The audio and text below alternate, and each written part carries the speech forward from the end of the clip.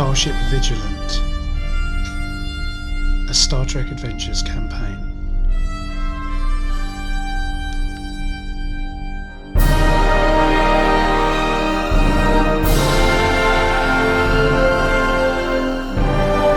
I've just had a message from Sarah Jane, so she says that they're having trouble. They can hear us, but having some tech issues. Have said we can get started. So I guess I've got to do a recap anyway, so I guess we'll just. I'm just going to switch over. I've got the laptop's finally up and running, so I'm going to try and. All right. Do you want to? Should we give you a minute while you get switched over to that then? Yeah, I'll just switch over to that. I'll talk to you a sec. Yeah. Okay. Sarah Jane, I was having technical issues too. I disconnected and reconnected, and that seemed to have sorted it out. So might be worth giving that a shot. Blinking tech issues. I don't know. Always something. Yeah. Okay. Well, I'll just wait for Mike to reappear. I was going to say just you and me, Steve. Yeah. Well. Yeah, we'll just kill the rest of them off. It's fine. So Kevin's what, in Florida or something? He's in Miami or somewhere. So yeah, he's off because obviously Globetrotting. I think we're getting together for Eurovision, aren't we? As well. That'd be exciting. We got a date in, haven't we? Looking forward to that. Yeah, we have. Yeah, I'm looking forward to that. That'd be fun. Are you back, Mike? I think so. I hope so. Cool. Well, listen, I'm going to make a start then because again, as obviously, no problem. Keep going. Apologies. It's So what are you saying? I was going to say, if I drop out, don't worry about it. Just keep going. Yeah. Okay. It'd be solo adventure. Okay. So this is Star Trek Adventures session 57 for Starship Vigilant. So I am your GM. Smiling Steve in the style of Marvel Comics. So currently we've got Karen with us and we've got Mike and I think Sarah Jane and Alex are floating around in the ether somewhere. So as I mentioned, this is session 57. So this is Prism Part 2. Today's date is 3rd of May 2023. This will be a slightly shorter session than usual because of scheduling issues, but we will make a start. So, last session, you had arrived in the Calmiran star system following sensor readings to do with signs of Tilical technology. And this system contains a single tidally locked planet which orbits a single star. So on this planet, one side is always in daylight, one side is always in night. And as you arrived close to the planet, you realised that communications with the surface was going to be spotty, if not impossible. However, I recall that you set up a technical solution to enable you to boost some communications through the interference.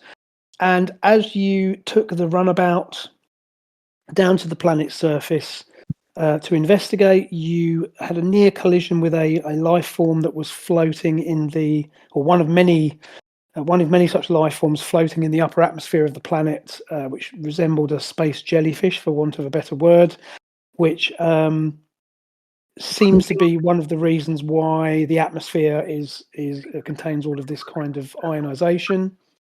And you managed to avoid collision, and having arrived on the planet's surface, you discovered a city on a rocky ridge which seemed to contain most of the planet's population, this being in the day side of the planet.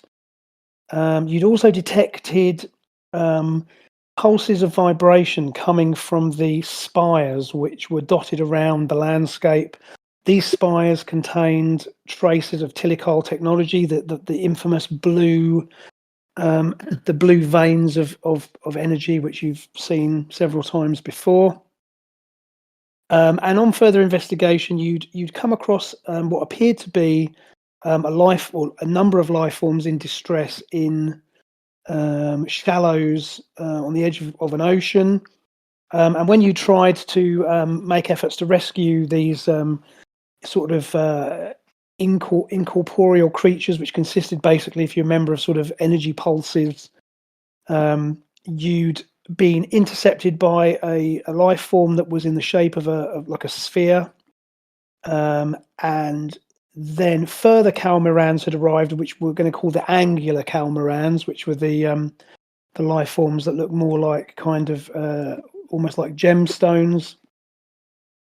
And they had used an ability they have called time refraction, which had shown both you and the other faction called the Sunseekers what would have happened if your meeting had led to conflict. They seem to be able to show you possible future events, and as such had managed to get all parties to have a conversation rather than to resort to violence. And what you had learned is that the vibrations being issued by these spires were causing injury and in some cases death among the Calmeran population. Because the Sunseekers, which are the spherical life forms, which are another variant of the Calmeran species, basically are immune to the effects of these vibrations due to their different body configuration. They believed that the vibrations were natural, that the spires are natural, and as such not responsible, whereas elements of the angular Calmeran faction had wanted to investigate the spires, wanted to possibly dismantle one of the spires to investigate the source of the problem. As this argument escalated, the Sunseekers faction had decided to cut off the supply of trade of the vital metal and glass which the Calmerans need. And in the middle of this argument, one of the angular Calmerans had spoken up and had suggested that your team go and carry out further investigation into the source of the vibration pulses, with one of their party as a guide to enable you to try and determine what's happening. And hopefully by presenting evidence to the Sunseeker faction, then you'd be able to restore normality to the situation and hopefully remove the problem with the spire vibrations.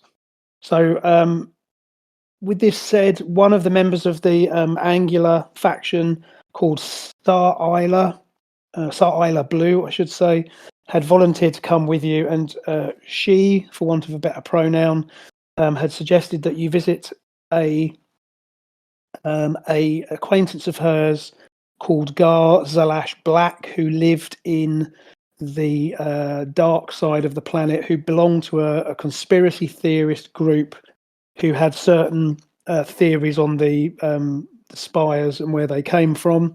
And so you'd agreed to accompany her, and the runabout headed off into the unknown dark. As you headed off, you could see the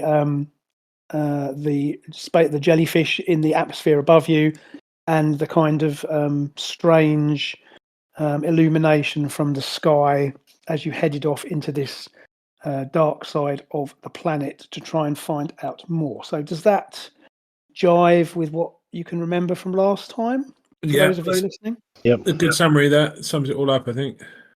Okay, so you're on the runabout, and as I say, you've headed off towards the dark side, or you've headed into the dark side of the planet, and the cabin of the runabout is obviously lit inside, but the outside the windows is now a kind of an oppressive blackness, just broken up by the flashes of interference from the atmosphere.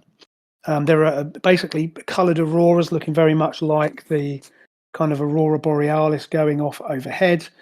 And after a short time on board the runabout, so basically Star Isla Blue, who is your angular Calmeran guide, I think we've established that she's sort of floating in the cabin, because obviously you're in the runabout's cockpit, and she sort of floats above the ground.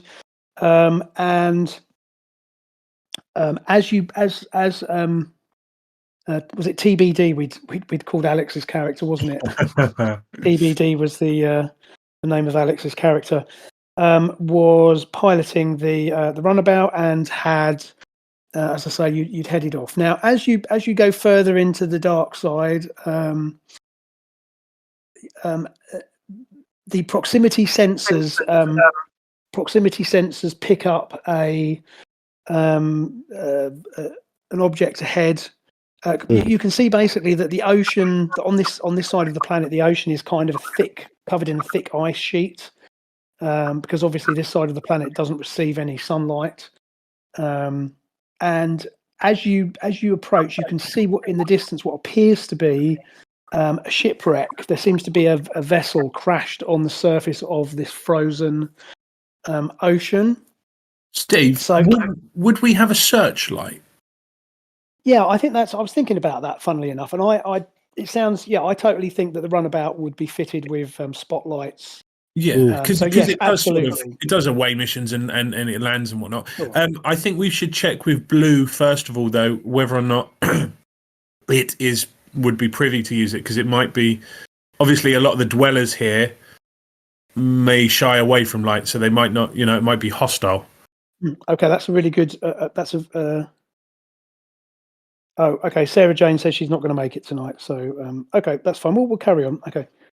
Okay, no worries. We'll crack on, because, like I say, we can speak for them. Yep. Yeah. So certainly. So yes, you ask this question of Blue, and her energy patterns kind of fluctuate as she speaks. Again, your universal translators have managed to interpret their communication, and a simulated voice simply says, yes, certainly, no, lights are acceptable. There are life forms on this side of the planet that will shy away from the light, but you will not cause them any harm. They will simply know to stay out of our way. So, as I say, I'll fly the ship tonight. Then, okay, I'll flip on the spotlights.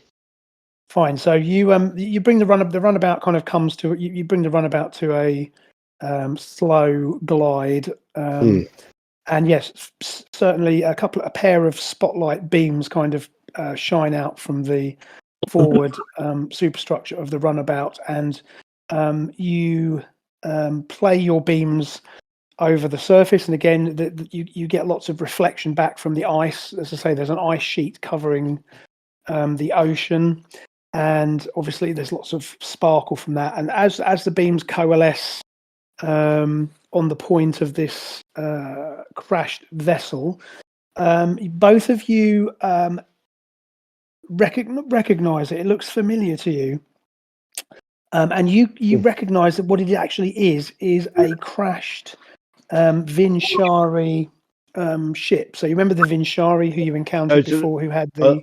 Are they the ones that had the sails? Correct, the sailing ships. Yeah. So you soon recognise, as the lights from your spotlights play over it, you recognise that this is a one of the Vinshari vessels, but it's obviously been crashed here for some time. Okay. And as Blue looks closer, she sort of peers out of the forward, the forward window of the runabout. She says, that's him. He won't recognise your ship, but... And at that point, two of the harpoons that you encountered kind of launch from this vessel and are hurtling towards the runabout. So I'm going to get Cats to make an evasion roll. Yeah, I'm just trying to... Now, you haven't... I take it Mike, have you got access to roll 20 or not? Give me a second, I'm just loading it up. Yeah, like I say, so basically, as you're kind of gliding closer to this crash, two of these harpoons come lashing out at you. Fortunately, you're not caught too much unawares, because you've seen them before. I need to... Shall I just roll it for you, Mike? Would that be easier? Yeah, but I'm just trying to think. I've got stuff that might apply if I can find a pot. All right, I've got got it here. I've got your character sheet in front of me. Here we go. So, wrong one. Okay, so you have got focuses. You have got. Haven't I got evasion? I've got. No, you've got a talent called cat. You've got cat-like reflexes. Yeah. Keen hearing, and you've got precise evasion. Yeah, that's okay.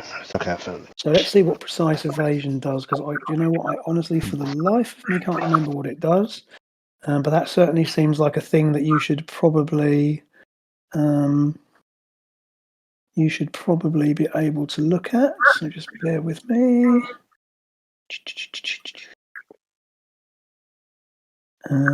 That's interesting. Yeah, I'll be honest. I haven't got my. I was looking at the. Yeah. I was looking at the website. You know, there's the sheet. Here we go. Here we go. Right, precise evasion. So basically, okay. So what precise evasion is a benefit in Starship combat. So basically, if you succeed at an evasion task, you don't pay the the penalty. So it's not really going to help you in this instance, I don't think. Right. Okay. However, you do have the obviously you have the focus of I think you've got small craft operations. Yes. So that will certainly count in your favour, and also, of course, you have cat-like reflexes. Yeah. So that's gonna should be able to. Yeah, cat-like reflexes. Hang on. So during the first round of any combat, if you have not acted, you can take a minor action on another turn by spending the momentum dice. Yeah, again, I don't think there's any. I don't think that's going to give you any. Give you any favours here. So just make a roll. You get to add your focuses for the small craft. Focuses, yes. What I'm going to do is, the difficulty would have been more difficult because of the fact that this. Although, as I say, you have encountered these ships and these things before. Obviously, it's still a surprise. However, I'm going to say that your cat-like reflexes mean that you don't suffer that penalty. Catch it. So you kind of leap into action as soon as this happens. You're kind of almost ready to deal with it. That's control and con, yeah. Going to be control and con, and difficulty is going to be 2. Right. Okay. Because again, this is an attack at you, but I think you should be able to deal with that. So I don't really have any. There's no challenge dice. So you got the focuses. So you just make sure the focus is selected. There you go. That's a success. Yeah. Fine. So as these 2 harpoons lash out at the runabout, so whether this is a combination of the fact that the this Vinshari ship has been kind of wrecked. So in other words, it's not, maybe its aim is not what it should be, or maybe it's just your it's your reflexes that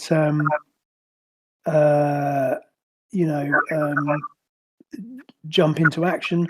But you manage to sort of throw the runabout out of the way of these harpoons, and they kind of they fire past you. They drop into the ice sheet and slowly get retracted back. As you are watching, as you're kind of preparing to evade further, the view screen on the runabout breaks into life. Yeah. And you see what looks like, to all intents and purposes, it seems to be like a black cloud on the view screen. And almost like a smoke cloud is. Like that. Could be, but you again, given that you've seen that, as you know, these Kalmaran can kind of take on different forms. Yeah. A disembodied voice comes from the screen and it says, "You're in my dark. If you're lost, go home. If you're a Vinshari spy, you're dead." So Blue sort of floats forward into the pickup of the viewer, and she says, "We're friends investigating the spires." And the cloud on the screen seems to sort of fluctuate as it replies and says, "Oh, the spires. If you're so smart, answer this question before I get my pulse cannon warmed up. If you win, we'll talk. What is beautiful yet brutal, gentle yet powerful, versatile yet unwavering? So does anybody have an idea? So he's asked you a riddle, basically.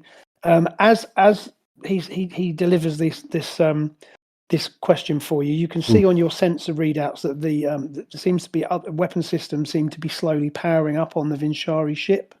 Okay. So does anybody have an idea what that is? So what is beautiful yet brutal, gentle yet powerful, versatile yet unwavering? Hang on a minute. It's going to take me a while to type it in. How are you guys at riddles? Google food. I wonder if it's something I wonder if it's something like an ocean. Yes, I'm going to give you that. It's water. Also, So if Kalish, probably it's like simple water. And we all have one, or at least those who are on the bridge. You just have one of those moments where every herd turns to her with new respect. Yes, indeed. And if a cloud could seem to be disappointed, it would seem that this obsidian cloud that's on the view screen seems to slump a little bit. It says very well. Very well. I will allow you to dock, and we will talk further. And basically, you can bring the runabout down, and you can dock it up against an airlock that is visible on the side superstructure of the crashed ship. And Blue assures you that despite his eccentric ways, that he is genuinely an ally in your quest to find out more about the spires. And so you dock the runabout, and you spend a moment just matching the making sure the atmospheric pressures match and everything, and you can head into the ship. Now, is anybody taking anything with them onto the Vinchari ship? Yeah, I'll take one of those. Like the wrist lights. Oh yeah. Okay. Because they're pretty cool. Good thinking. And I'll take my standard away gear, including weaponry. 37 weapons. just a standard. Boot knife, boot knife 1, boot knife 2, boot knife, wrist knife, flick knife. Just basically, I guess, just a tricorder, laser, and whatever they call it, wrist beam or whatever. Yeah, wrist beacon, I think they call them. Yeah, that sounds about right. Yeah, no problem. So you get all your gear together, and again, you head into this Vinchari ship. Now, you've never actually. The only Vinchari ship you'd been on board was the Arcasay, wasn't it? So you're sort of vaguely familiar with how these ships look inside. But what becomes apparent is that the interior of this vessel has been patched together with equipment from other species. So you recognise technology from Klingon vessels. Certainly, there's a lot of Vinchari equipment. There's even what looks to be some Federation technology. So you're not entirely sure where this has all come from. A lot of it looks quite old. This technology, the Federation technology, does it? As you said, it looks a little bit old.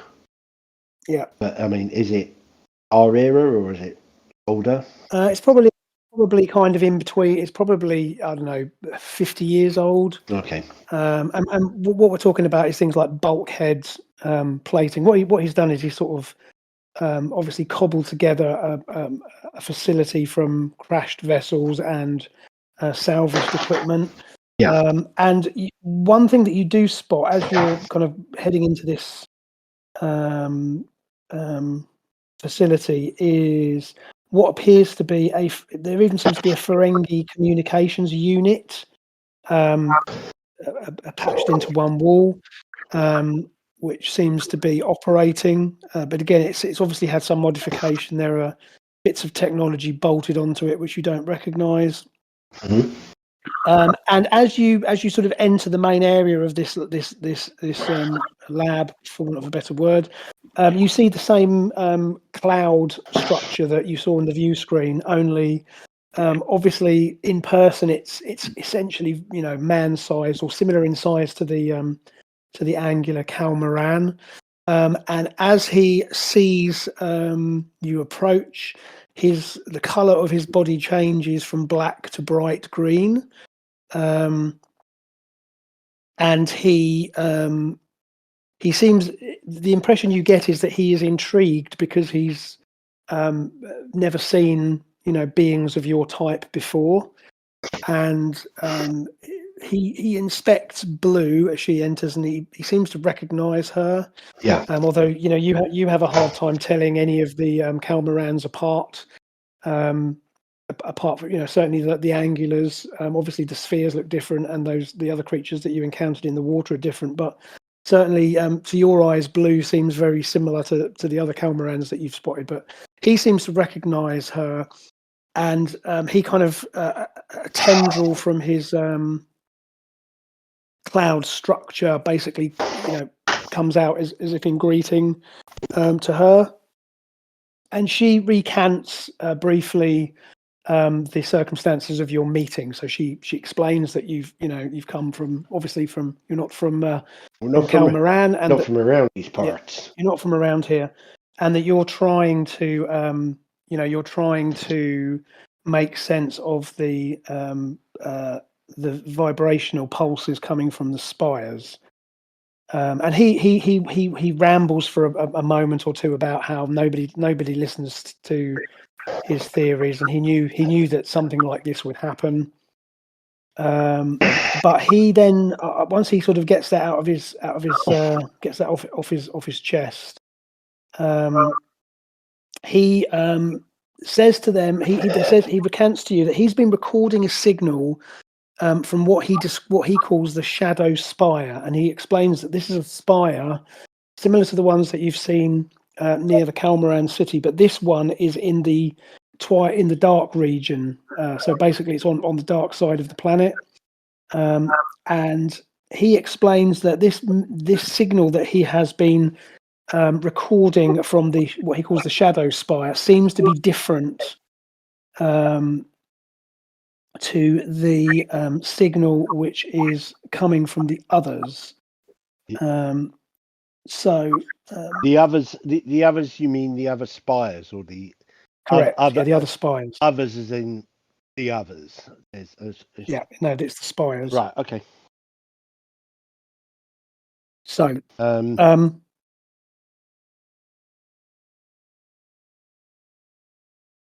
yeah. So, how would you like to proceed? Have you got any thoughts on? Okay, you mentioned he has theories. I'd like to hear his theories.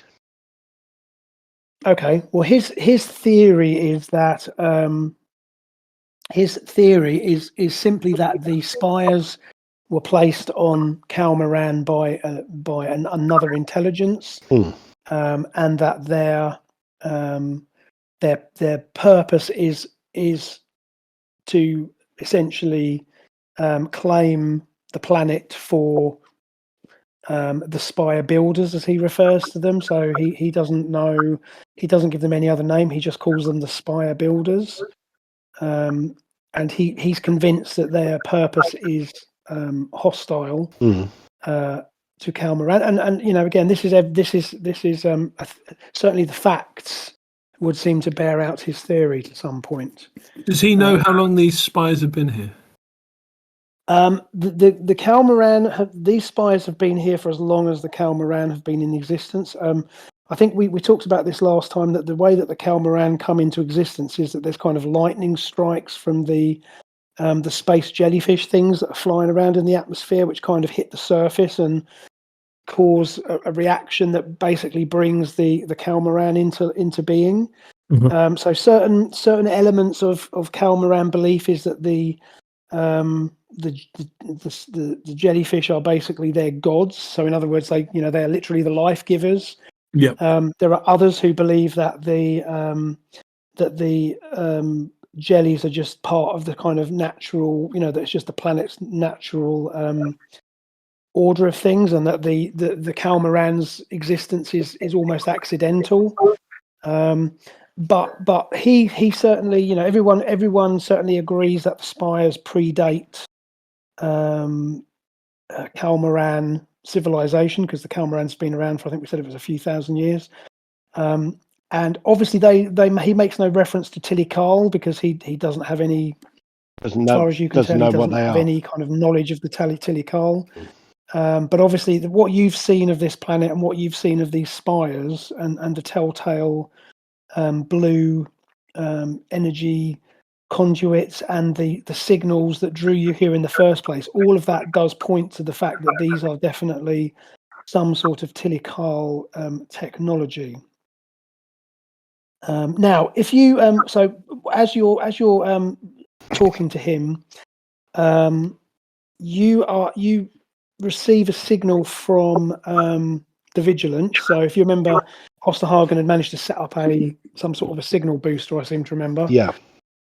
And so Naismith contacts you, and again, the signal is quite crackly. It's quite there's quite a lot of interference, but you can hear him. And he advises you that Thasin, who, if you recall, is your Tilikal passenger that you have on the Vigilant, who's one of the recovered Tilikal, he's convinced that this so-called Shadow Spire is likely to be the control hub for all of the other spires on the planet. So that if you want to try and investigate the source of the vibrational pulses, then that's basically where you need to go. Which I think you kind of probably have figured that already, but yeah. Just to reiterate that he's convinced that from his readings, given what you because obviously they've been monitoring your communications and your sensor logs, he's convinced that that's where you need to go to investigate further. Is it worth having him with us? Facing? We can't get him down to us, can we? The transporter's out. Transporters don't work, do they? But he's at least able to partially guide you, because again he can. They've been monitoring, and again you've managed to punch through most of the interference, so your signal is relatively, it's fairly reliable. It might be a bit crackly and a bit prone to interference, but he can pretty much follow along with you. And he says he'll advise as you go. And better than Sarah Jane's signal anyway. Yeah, exactly. Yeah, there you go. Yeah, we should have. Yeah, exactly. Should have got Osterhagen on that one if he wasn't in bloody Miami. Yeah. So basically, so Garzalash, who's your Black Cloud guy, he explains that what you're going to have to do is the Shadow Spire extends under the surface of the ocean. So again, the surface of the ocean is frozen. But he says that he believes that the entry point for the spire is at the base of the spire, and so he says you'll have to and he insists on accompanying you as well. He's I haven't got something with that. Yeah, his vessel, he's basically made this lab to sort of monitor this activity, but he doesn't have any means of getting to the spire itself. So he just in case any of you decide you don't want him to come, he's kind of quite adamant that he wants to come. And Blue says to him, make sure you bring your recording lens and broadcast module. If we find something that we can tell the entire world, that may it may reassure the Sunseekers that we are speaking the truth. Now, so Kaz, you're piloting the ship. So the runabout is quite capable of going under the ocean. Yeah.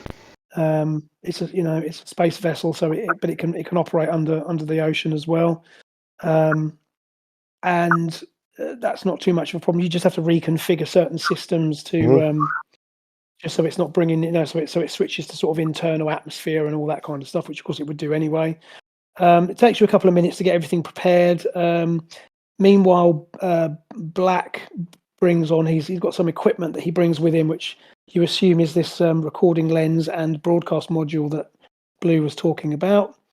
And once you've got everything on the runabout, he gives you a course set, and without too much further ado, you kind of lift off from his base and start skimming across the surface of the frozen ocean. And it doesn't take more than a few minutes before you see kilometers in the distance an immense spire rising from the frozen ocean, which soon begins to sort of loom over you as you get closer. And once again, you see the same telltale, blue energy conduits in the surface of it. Okay. One other thing you see as you approach, there seems to be above as you're getting closer through the sort of the kind of gloom, you can see that there seems to be something floating above the peak of the spire, so a kilometre or so up into the air, and it looks from this distance, it almost looks like it's one of the jellyfish, sort of hovering at the tip of the of this spire. And as I say, the runabout's kind of scooting along over the surface of this frozen ocean, and this spire is like looming up above you. And as you get closer, however, so Blue looks up at this this object and seems confused. She says, "An aurora jelly? Why is it so low?" And Black fiddles with some of his equipment, and he says, "No, it's not alive. It's basically it's a looping holographic message. It's a warning message telling everyone to stay away from the spire, saying that entrance comes at a price." And as you get closer, he reports that his scans also indicate that there was a security beam that's already been tripped, and there seems to be he's now detecting, and your sensors back this up, that there seems to be a hole blasted in the side of the spire as well. So he says somebody's already made it inside. As you get closer, you can see that there is a kind of a gash in the side of the spire where someone's somehow managed to get in. And he indicates that if you take the runabout to the side of the spire, you can descend, and there's a break in the ice where you can actually descend down to where there's an entrance point. Now you could potentially try and go in through the broken, through the hole in the side. It's up to you really how you want to proceed with that. I think first we do. So you say there's hole in the side of the spire that we can enter. Well, there seems it almost looks like somebody's tried to, like they've, I guess, used explosives to break into it. I mean, how big's the hole? Very difficult to tell. Did Black point this out to us, or did we already or did we see it for ourselves? You can see it for yourselves, to be honest. I mean, his equipment has detected this as you've got closer. So, as I say, the first thing he's told you is that the holographic, that this what looks to be like one of these aurora jellyfish is actually some sort of holographic warning beacon that's kind of floating overhead. And his readings indicated that someone's has already managed to gain entrance. But your sensors also back this up as you get closer. I guess this entrance is. It's not big enough to fly the runabout in, but it's it's probably, I don't know, 10 meters across, something like that. I do have runabout's about what, 21 meters, isn't it? Yeah, something like that. I can't remember exactly. 24 meters. So let's say this is about 10 meters. So it's it's a sizable hole for sure. Yeah. I've got a question. Yep. Sorry. It's all right. The jellyfish or the appears to be one of the jellyfish gods above the surface. It looks similar, but yeah, go on. You say it's broadcasting a message. How is it doing that? What does it say? Say again. How is it doing that? Is it sort of like colours and stuff like that? Basically, the aurora jellyfish is kind of flashing. Because you're used to see the ones that you've encountered, certainly was the one that you encountered obviously very closely. Okay. And basically, as you know, these Calmaran can communicate through, they kind of communicate, their language is flashing electric pulses. Now, obviously, your translator interprets that into speech. So it seems as if this has been calibrated for Calmaran language. If that makes sense. So this jellyfish is kind of flashing, and if you turn the And then, yes, you basically back up what he's saying is that there's like almost like a recorded warning yeah, message. Basically, I set the translator on to sort of like learn the language. So if we do need to talk to the jellyfish, we can. Well, the jellyfish don't have a language. This fake jellyfish is basically, so you would assume, it's sensible to assume that whoever set this message up has used a familiar object, which, bearing in mind the Calmarans regard these jellyfish as some sort of deity, exactly. And what it's done this is is just holographic, isn't it, Steve? Yeah, basically, yeah. And it's just using this. It's using this message to say "stay away." Essentially. Fair enough. It was just I wanted to make sure because again, if it was speaking, if we ever needed to, if it was possible for us to communicate with the jellyfish, we could use this. Obviously, if we've already cracked, the language. So do you? Well, what you can do is if you point your universal translator at the at this holographic message. So again, this thing's kind of flashing away on top of this, again above this spire, and sure enough, your sensors confirm. You don't need to roll for it, but your sensors confirm that it's not real. It's a projection. Okay. And the actual message translates something along the lines of "Beware the unknown. Entrance comes at a price." And that message keeps repeating. And obviously, as I say, this has been calibrated for Calmaran language, but that's essentially what the message. Now, it's possible that message may not be entirely 100% accurate because obviously the translators are never 100% accurate, but that's the gist of it. Beware the unknown, entrance comes at a price. Okay. Keep out of danger. Basically, yeah, essentially, there be whales here, or whatever you want to, however you want to. Here be dragons. Here be dragons. There you Jellyfish, even. Okay, cool. Right. Steve, can we ascertain where this projection is originating from? Yes, you can indeed. Again, you don't really need to make a set. This is. I'm not going to get to roll for it because it's quite straightforward. Yep. So there's a projection matrix located at the tip of the spire. Right. Okay. So if you imagine this spire looks a bit like the like the ship from Alien, the derelict with those kind of big looping. Isn't it called the joke? Those big looping projections that kind of go up into the air. So these spires are very similar to that. Very reminiscent of that again, but with the familiar telecal kind of blue energy conduits laced through them. So basically, at the top of this, you can quite clearly see there's literally a holographic projector. I mean, it's very advanced technology, but fundamentally, it is a projector, and it's projecting this message, and it looks as if it has been projecting this message for a very long time, as far as you can tell. Yeah. But yeah, it's coming from the spire itself, then. Correct. Yes, it is. Okay. Sure. So how do you want to proceed, Mike? Do you reckon we should go through the crack, or do you reckon we should? Well, we can't take the runabout down there, can we? So, well, you can take. Okay, so your options are. I mean, you could, in theory, land on the frozen ocean. Because again, bearing in mind, this spire is actually rooted into the ocean floor, and it is merely the top sort of half of it that is sticking through the ice. That you are seeing. So the breach in the spire is above the surface of the ice. So you could, in theory, land the runabout on the ocean surface, and with a bit of fiddling about, you could get into this breach.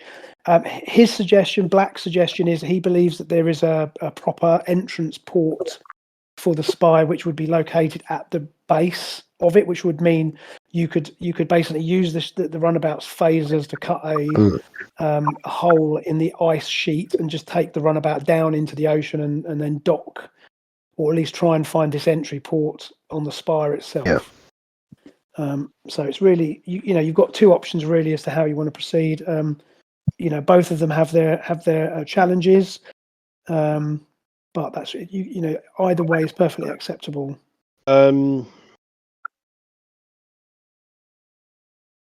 So my curiosity is piqued by this gash in the side of it. Okay. Yeah. Okay. We'll start land at the surface. Going through So I say that, Mike, because the last person who was likely to have stepped foot inside this spire, assuming they had feet, would have gone through this crack, right? Yeah. So if he's been Most likely. if the person is, they're going to be near. So if this thing's been fiddled with, or if it's been recalibrated, if something's happened to it, that's probably the place in which it happened. I'm fine with that because again, as I say, if we go in through this way, we're going this way. I mean, to be honest, it probably doesn't matter which way we go in, but no, true. As I say, this way's as good as any. Okay, land a runabout on the ice pack. Yeah. We'll suit up with sort of like winter clothing and extreme weather gear and make our way off. Okay. Fine. So that takes you a few minutes to. So you land the runabout, as you say, on the, and this ice, this crust on the ocean is several meters thick. So there's no danger of the runabout kind of falling through it. It's obviously been here for. This has obviously been here for probably the lifetime of the planet. So this is not going anywhere. So sure enough. So you land the runabout on the ice sheet. Again, I'm assuming you keep in touch with the Vigilance. So they know what you're doing. Set up a constant data transfer. Yeah, I'll say that goes without saying, really. So they're kind of listening into what you're doing. And sure enough, you go around and gather all your gear together. I mean, I presume you're probably going to leave. I guess you'll probably leave the non-attendant members of the party back in the runabout for the sake of convenience. I mean, if you wanted to bring Osterhagen with you, that's fine. Or if you want to bring any of the others with you, that's fine. But if you don't specify, I'll assume that they're just staying on the runabout. I think it's probably just if me and Kalish stay. Go. Okay. Send them. We'll stay here and we'll just watch the entertaining video. Right. Well, 2 hours later, you receive a distress signal. 2 hours later, we somebody's found an egg and it's stuck to it's stuck to Osterhagen's helmet. So. Why does there seem some poetic irony in that? Sorry, Kevin.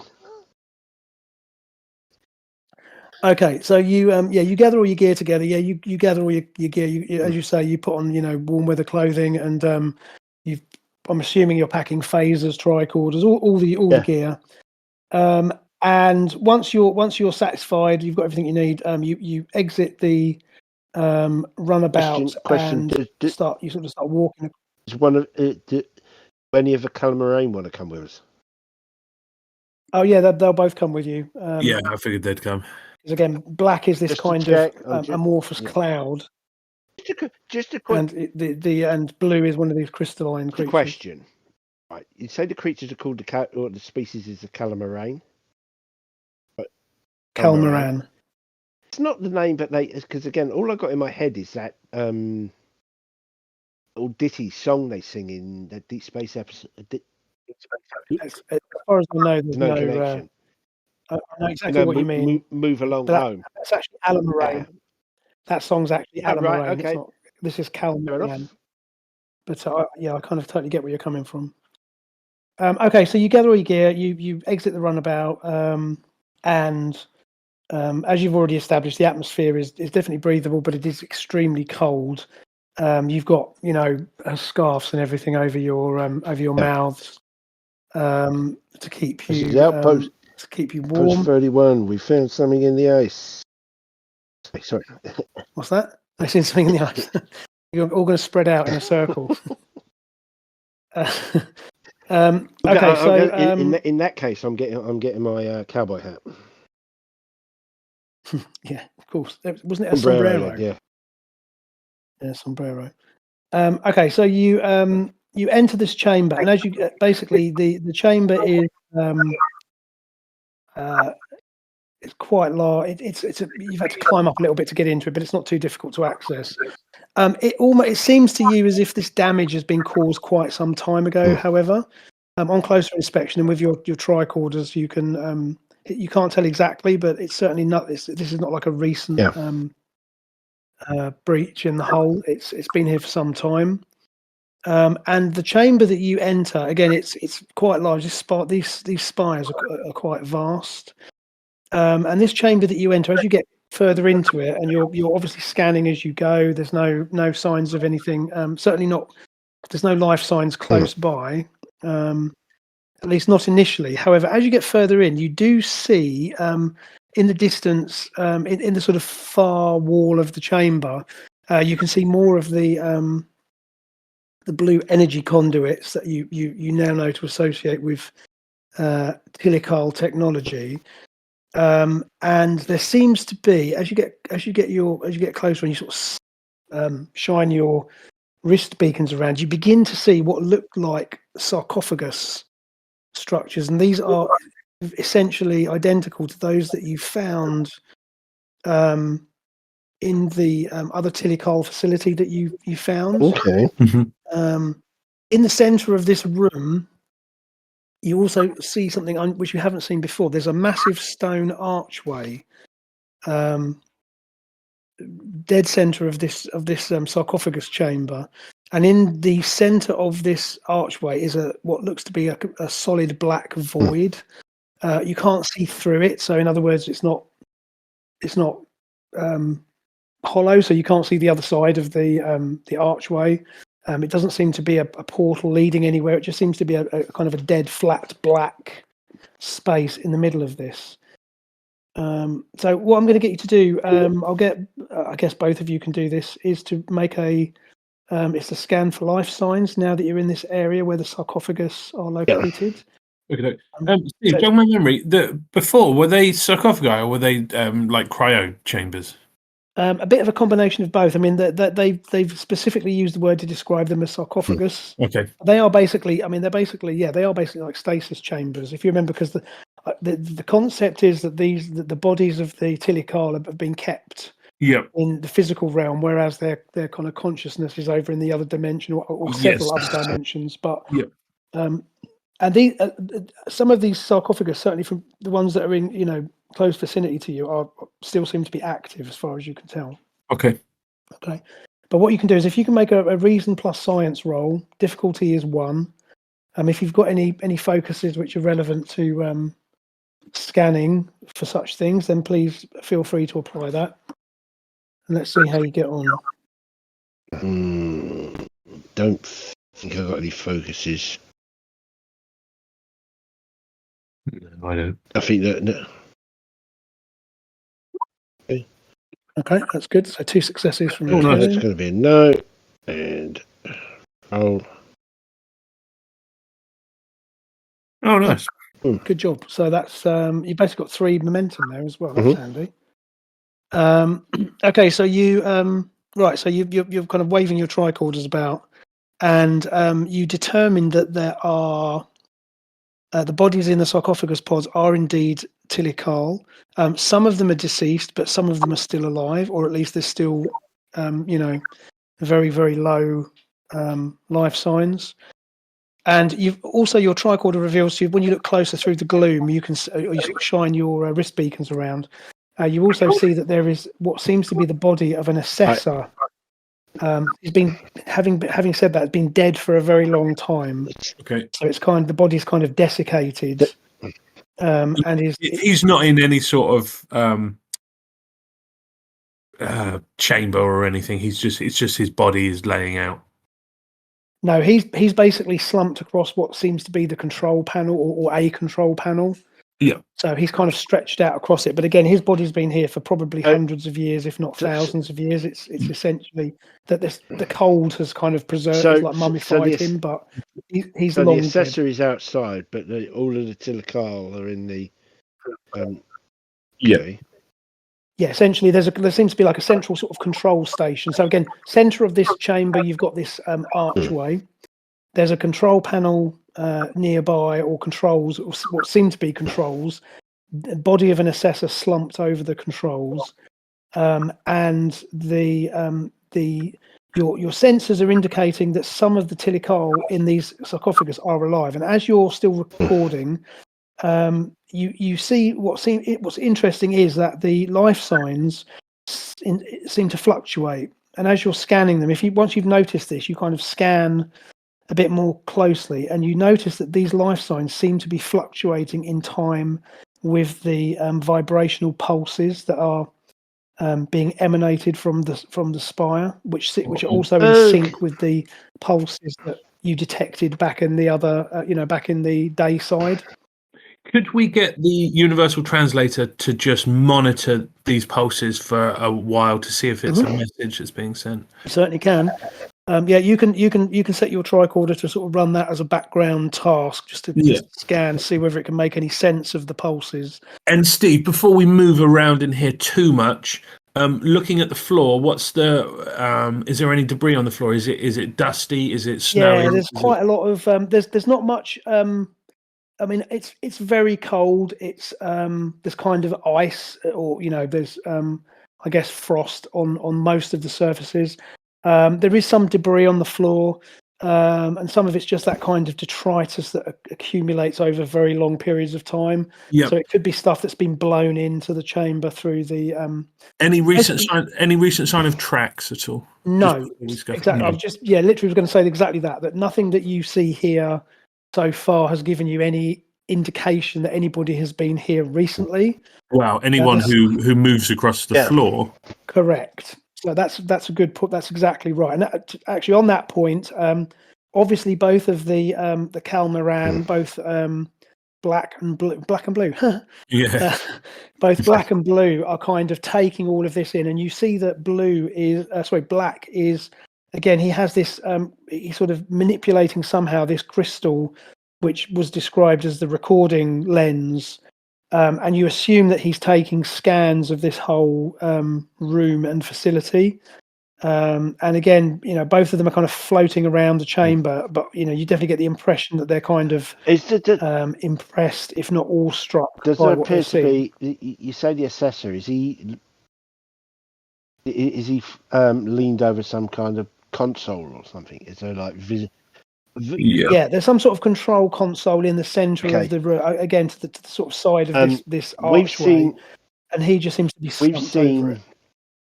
We've seen technology before and control panels before. I'm assuming we landed on the other. Yes. You've been to seen to a couple of their facilities. Can we make any sense of this? What the control? Not really. I mean, you maybe could if you were to dedicate some time to it. So, I mean, certainly you've never before been able to manipulate any of their equipment. Now, obviously, facing, I was about however, to say that. Can we? Have we still got direct contact with the ship or not? Yes, you have contact with facing. I'm going to scan the console and say, does this mean anything to you? Yeah, so you can do all of that and send it off to the Vigilant. He says he'll look at the scans and we'll get back to you. Meanwhile, if you'd like to spend some momentum, because you've got 3 points of momentum. Yep. So if you can give me 1 point of momentum, and I'm going to give some information here, because again we've already established that you're scanning. And you have scanned this area pretty thoroughly, so I'm not going to make you roll for that again. However, as you've left your tricorder kind of analysing what's going on, what your scans reveal to you is that these vibrations are actually creating what appear to be microfractures in space-time. And as these pulses vary in speed coming from the spire, there are some moments you notice when certain of the Tilical almost seem to take a breath. So they seem to sort of almost, be breathing normally, but then they kind of fall dormant again. And again, this is in rhythm with these vibrations. And it appears that these this might be the Tilical trying to break through from the from the other dimension. And that they're almost able to establish contact with their physical bodies, but then are being kind of pushed back again. Right. And as these vibrations are continuing, again, you can almost pick up elements of the other dimension kind of leaking through these microfractures. I was going to say, is this complex? Is this where they're generating the other dimension? because, or at least effectively projecting their souls or their minds into the other dimension. The only thing you can be sure of is it seems that this facility, this particular spire, is almost acting like a kind of lightning rod. If it seems to be the kind of center of, it's kind of attracting currents of energy which are kind of flowing through subspace and are collecting at this location. And as you are contemplating that fact, Black begins a kind of, again, as he's waving this recording lens around the chamber, and again, him and Blue have a, their reaction to this is quite different because again, they don't have any concept of what the Tilical are or any of that, but they're obviously kind of pretty awestruck by what they're seeing. This is all again. This is all new to them, is it? This is all new. I beg your pardon? Yeah, it certainly seems to be. Certainly, Blue's never been. Has never been here before. Has only been into the twilight region of the planet. Never been to the dark side of the planet at all. And although Black lives in the dark side, certainly he doesn't seem to have actually been here before. He's been happy to kind of record information and gather information, but they both seem to be new to this. You don't get the impression that either of them have been here before. And again, he's kind of waving this recording lens around, and he's like doing a running, It's almost like he's vlogging, but like a conspiracy theorist vlogger, because he's kind of rambling on. And again, that the fragments that you're picking up through the translator, he's kind of rambling on about how everything is everything is connected, and everything they know about their history could be a lie, and what is the truth? What is the truth of this place? And all of this is going on, and it's kind of like a stream of consciousness coming out of him. And he seems to be broadcasting this as well. Again, he has this transmitter that he brought with him, and so he is, as I say, he's almost like vlogging, this out to the planet.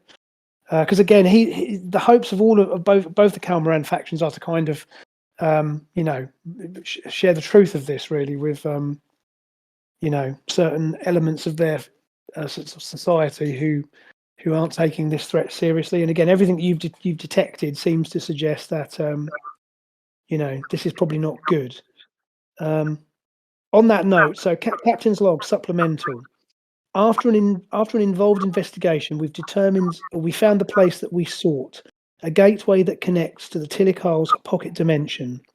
With the energy pulses speeding up and likely damaging more Calmaran homes and harming more Calmaran citizens, it is imperative that we try and open the gate as quickly as possible to allow the trapped Tilical to come through and then disable this technology.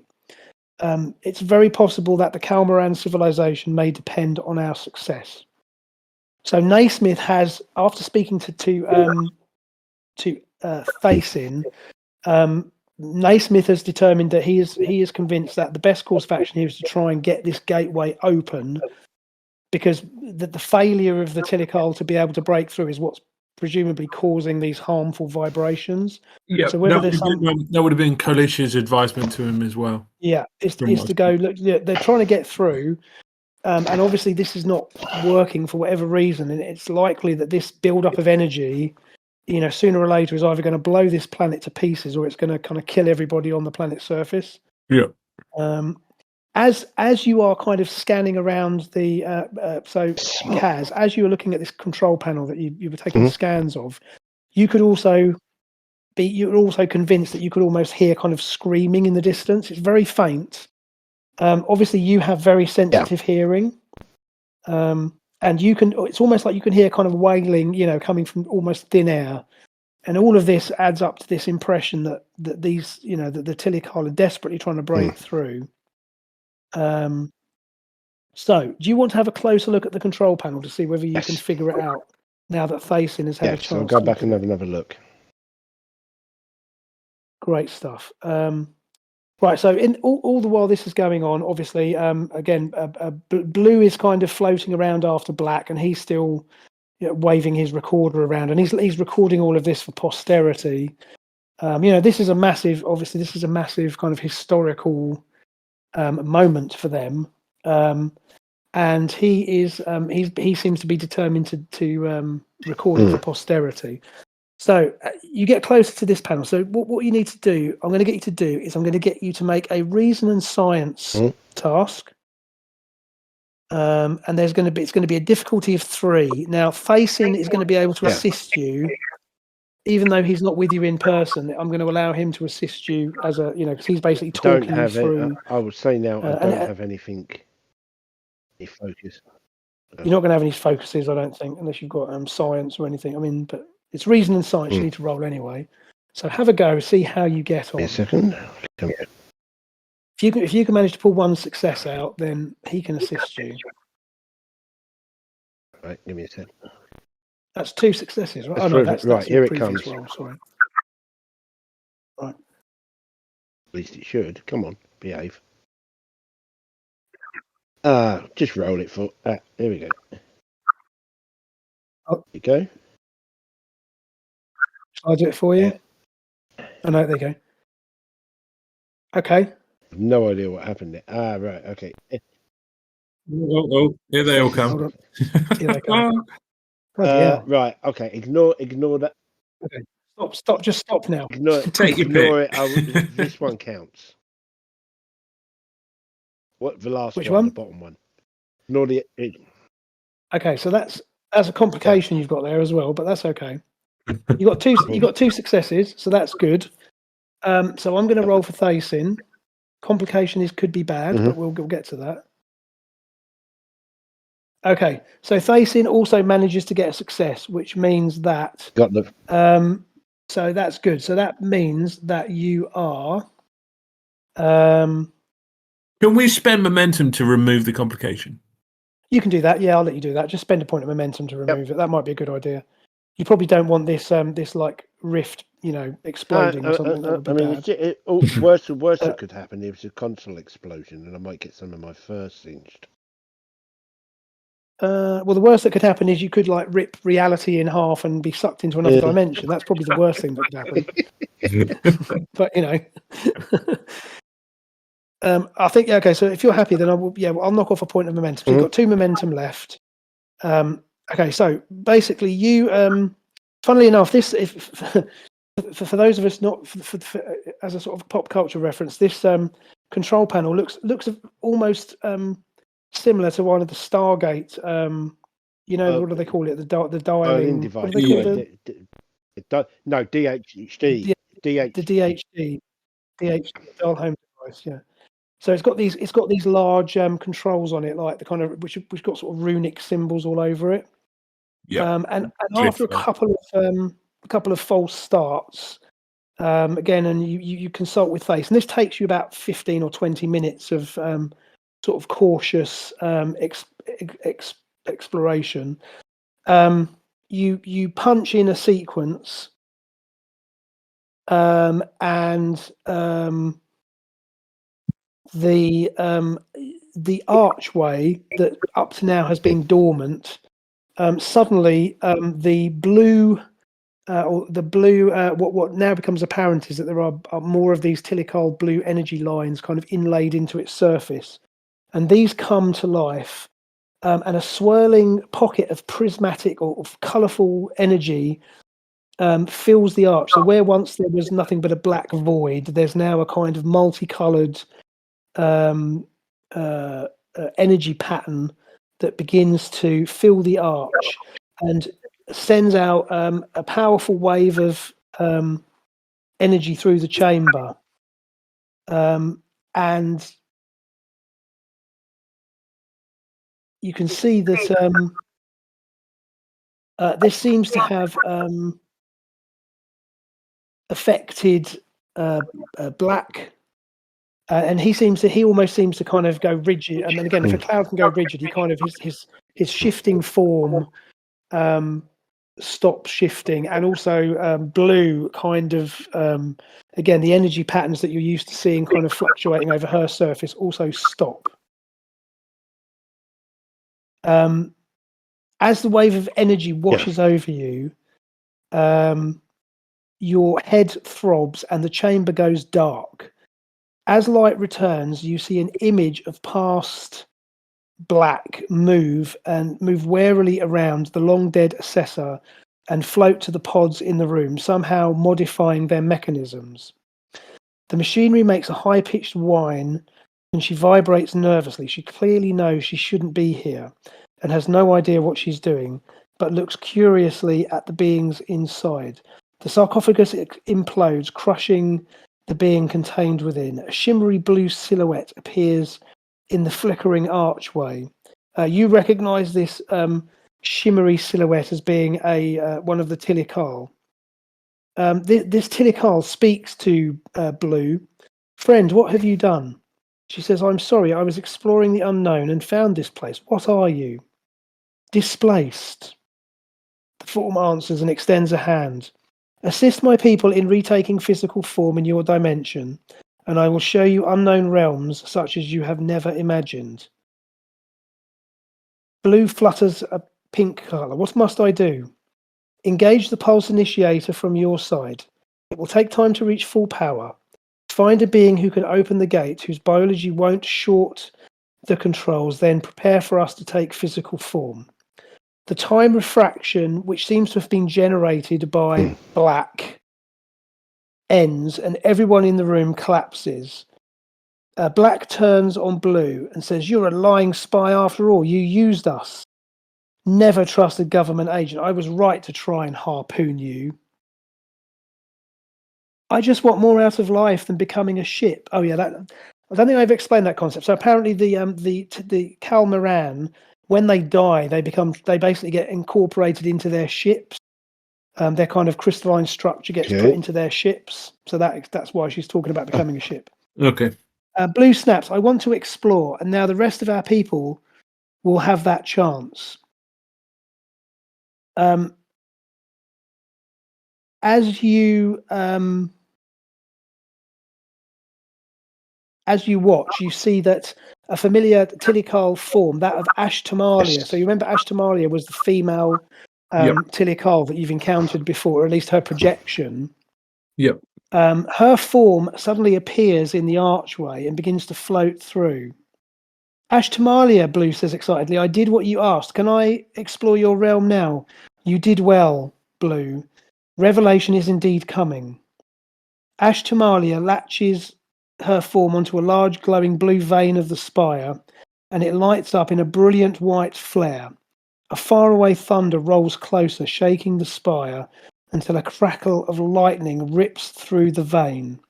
It blows out a section of stone, and seawater begins rushing into the chamber from below. So It's time for us to leave. Ashtamalia reaches out and snares Blue in another surge of energy and pulls her closer as you watch.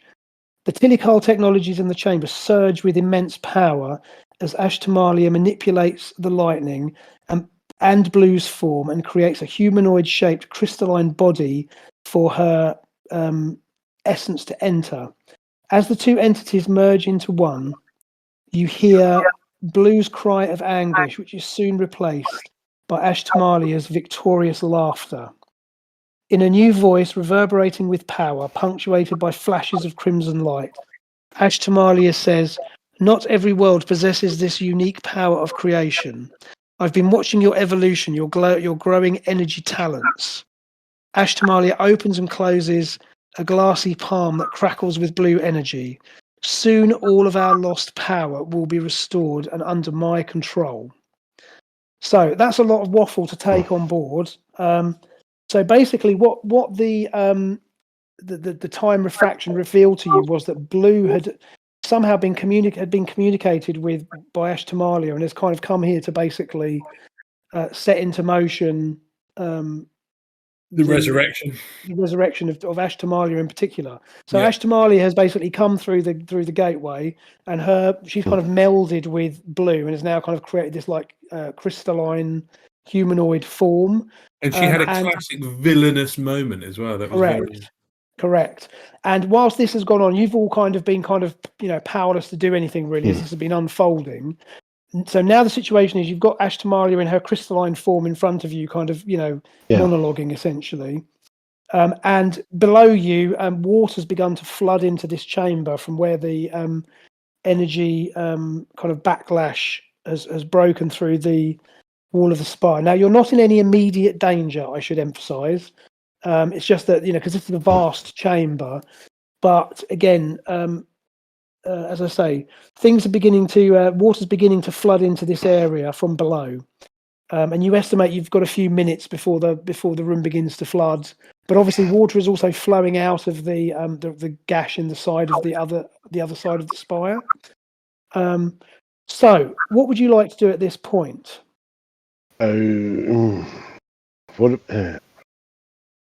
Does it seem as though there is an attempt to be made to save any more of the Tidikal, or is it just Ashtamalia coming through and she doesn't care?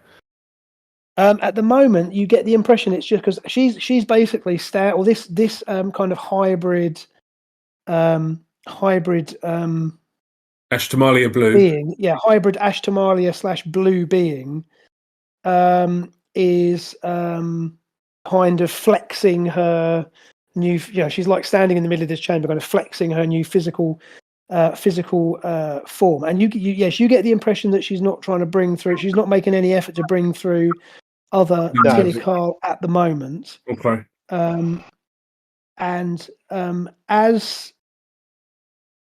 However, as you're watching, she kind of settles, if you like, and you get the impression that her sort of gaze falls upon you. Up to this point, she's kind of ignored you all, and you get the impression that her gaze kind of flicks onto you. And as you watch, she stretches out her crystalline fingers, and you see more of the Tidikal. They call them Adiri. They're kind of like the typical Star Trek kind of glowy alien, non-corporeal alien forms, like little glowing balls of energy. And as you watch, more of these begin to come through the gateway. What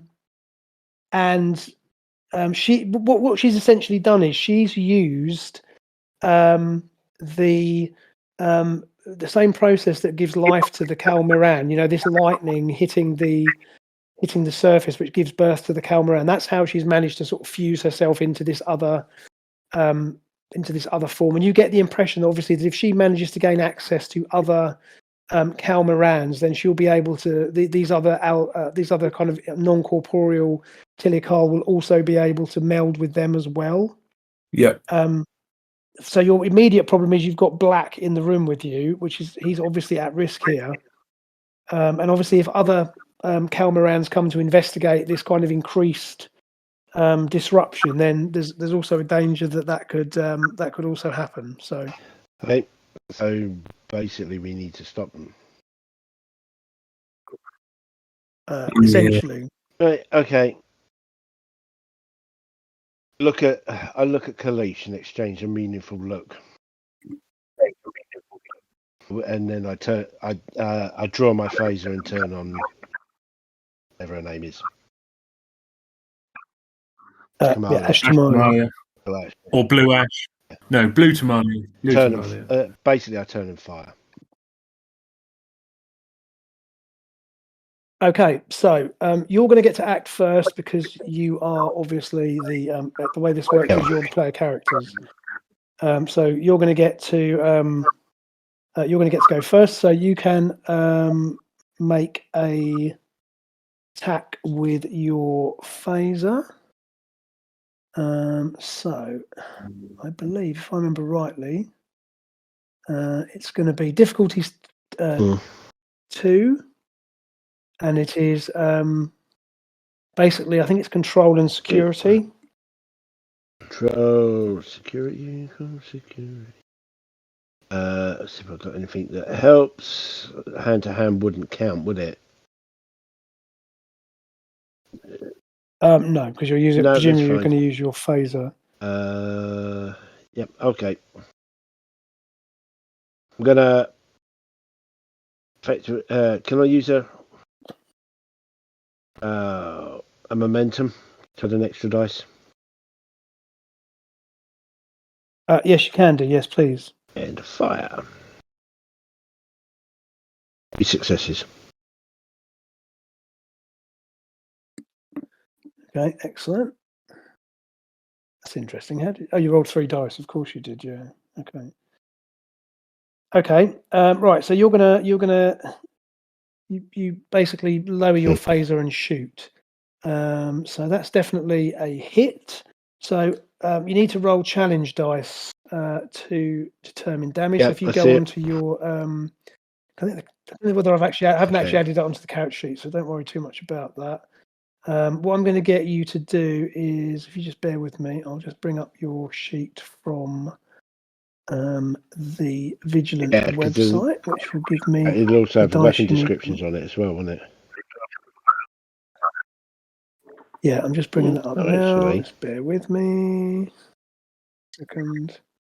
Yeah, weapons have not been there. Yeah, I need to go in and fill in the rest of those sheets, which is a bit of a pain. But if you just bear with me a second, I've got the page now, and here we go.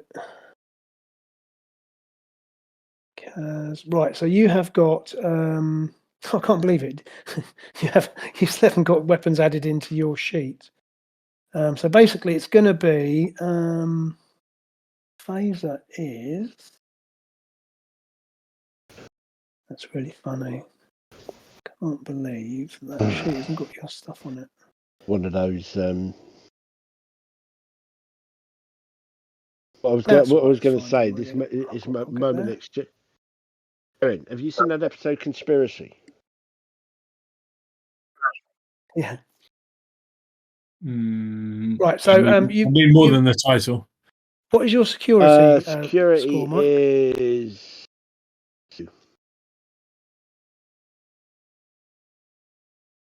It's the one. It's the first. I did say 2. What's your security score? Oh, 2. Okay. Right. So you're going to roll 5 challenge dice. Got 5 challenge dice already. So that's D6s, or if you go onto your sheet, just click on the challenge dice and do. Oh, that one. Okay. That's effects. Okay. So that's 2, 3. Okay. So you basically land a solid hit on her with your phaser. However, so she initially reels back from the impact. So you, as I say, you kind of drawn your phaser and shot at her, and your energy beam hits her square in the chest. And if I look at her, here we go. Oh yeah, okay. So stress.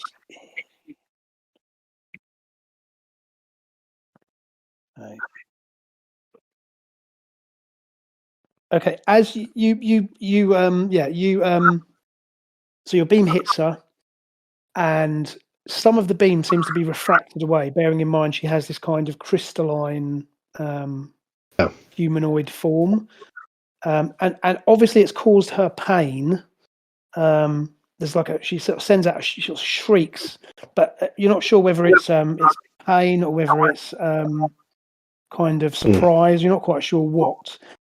However, she kind of drops to one knee. However, soon regains her composure and doesn't seem to be harmed permanently. She's taken some stress damage, but now she gets to act at you. And she responds to your attack with a. So she is going to use. Oof. Yeah. Okay. Bear with.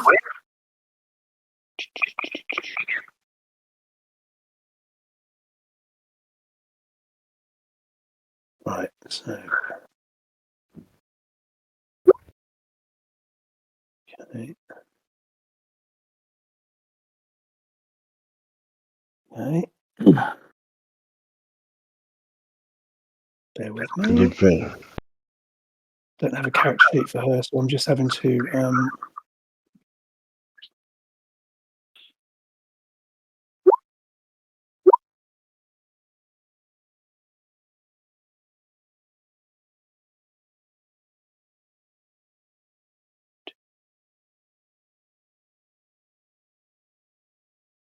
Okay, so you take. You're going to take 5 points of stress, which kind of knocks you to the ground. Because if you take 5 points of stress or more, I don't think you've got any resistance on your character sheet. I don't even got any armor or anything on. So she hits you with it's basically a telekinetic bolt, and you basically drop to your knees. You're not unconscious, but you are injured. And as you watch, more of the Kalmaran, more of the Adiri, the Tilikal kind of essence are drifting through the gateway. So there's now probably a couple of dozen of these things floating around the room, and they're obviously looking for something to host. And one of them is actually heading towards black. In fact, a couple of them are heading towards black. So Kalish, over to you. So I would like to. I want to make. Do I want to make an attack on the gateway? It's the gateway that I'm looking to shut down. I'd like to quickly look around and see what might be its weakest point. I know there's sort of blue tendrils moving towards the gateway. Would it be a control panel? Would it be the gateway itself? Could I sever a link somewhere? I want to stop these things from coming through. Yeah, that's a good shout. And also, interestingly, so Ash Tamali is kind of focused on sort of more focused on the fact that she's been attacked. So you're going to have probably this round kind of, she's not really paying you any attention, which is interesting because you're probably the you're probably the bigger threat of the two, but because you've not actually actively attacked her yet, she's sort of focused her ire on Kaz. So as a Klingon, should I probably be a bit more aggressive and go for her? No, because you not well. I mean, aggression's one thing, but also you understand, you've assessed the threat more accurately, because you rightly realise that each of these Tilikal essences that's come through this gate potentially can create another being similar to the Ashtamalia hybrid. So, basically, the longer that gate's open, the more of these things are going to come through, and sooner or later, they're presumably going to be able to find more Kalmaran, and that's a bigger problem. So, yes, I think despite your your aggressive instincts, aggression is one thing, but you also realise that the only way to really stop this from escalating is to close this gate down. So yeah, I think that's perfectly reasonable. reasonable. So yeah, it's not just and she's a tactical officer, right? So she's assessed the threat and gone, right. Threat 1, close the gate. Threat 2, deal with this other exactly thing. That's it. Yeah. Okay, so you've got a couple of options here. So you suspect, right? So you're not really a scientist. I think it's fair to say. Yeah. So you therefore suspect that the best thing to do is to actually attack the power flow that's powering the gate. Okay. There are a couple of other methods here that they suggest, but these are more sort of sciencey approaches that I don't think it realistically would actually occur to you. So your first reaction is that you can see that there are power lines essentially feeding this gateway, and you suspect that the best approach initially is to try and break the power flow. So I'm going to suggest that you're probably going to draw your disruptor pistol, whack it up to maximum, and you're going to aim at the one of these blue power grid lines that's feeding the gateway. Sounds right. Okay, and as I say, you can take I'm going to give you the option to take a chance to aim because again, you probably don't want to miss. Yes, if you and can there's hit no it immediate first threat time, coming at me. So yes, exactly. You've got in these game terms, these combat rounds are like a few seconds. So you've certainly got a few seconds of grace before she realizes what you're trying to do. yep. So you sort of drop to a knee and literally whip your disruptor pistol out, take aim. So I'm going to give you a bonus. You're going to get a bonus dice for aiming because you've taken the time to aim. Okay. So you're going to roll three dice, and it's going to be again, it's control plus security. Difficulty is 2, which is normal for a ranged attack. But as I say, you've got an extra 3. You've got an extra dice. And have you got any focuses which might be She's a applicable Klingon. here? She's a Klingon. She's got focus.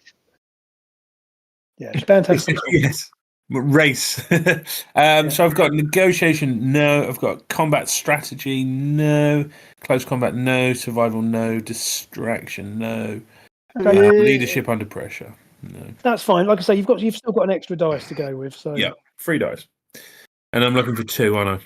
difficulty is 2, and again, you've got an extra point. You've still got a point of momentum that you can use to roll again if you want to do so. Okay, look, let's go with this. 2. 2 successes. Okay, right. So okay. So what's going to happen here is then you've pulled your disruptor pistol, and you, as I say, you've assessed the situation, and you calmly aim at the power conduit, and you open fire, and there's a bright green. A painful green flash of energy as your disruptor pistol unleashes kind of everything at this power conduit, and as you fire on it, Ashtalia's kind of, again, head, for want of a better word, kind of whips around at you, and she lets out as she realizes what you're trying to do.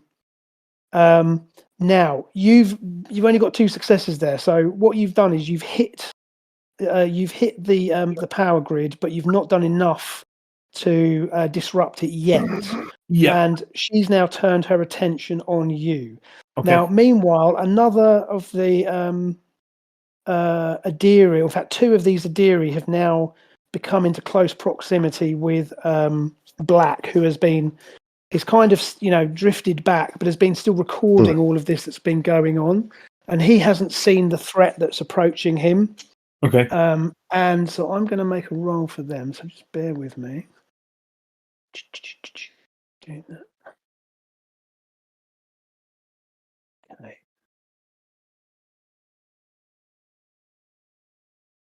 So as you watch, one of these glowing life forms kind of glows brighter, and a crackle of lightning, crackle of energy shoots out from one of the blue veins in the power grid in the wall, and I'm going to give him the opportunity to avoid it.